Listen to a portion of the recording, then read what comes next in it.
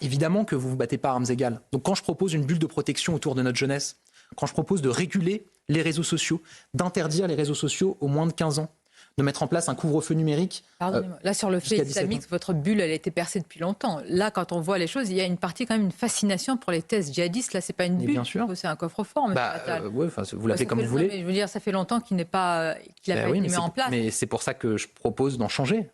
Aujourd'hui, le fait est... Dans les esprits, c'est-à-dire qu'il va falloir mener une bataille culturelle. Mais regardez ce qu'a dit, ou ce qu'a écrit Hugo Micheron, qui est un des chercheurs sur les questions d'islamisme, de djihadisme, puisque vous évoquiez ce sujet, qui a fait ses preuves et qui a réalisé des travaux extrêmement importants.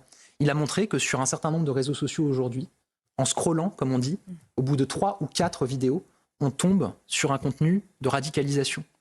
Personne ne peut accepter que ces contenus-là soient exposés à une jeunesse qui est par définition en construction. Et donc oui, j'assume de dire... J'ai fait une tribune en avril dernier avec Marcel Ruffo. J'ai confié une mission à une députée de mon groupe, Laure Miller.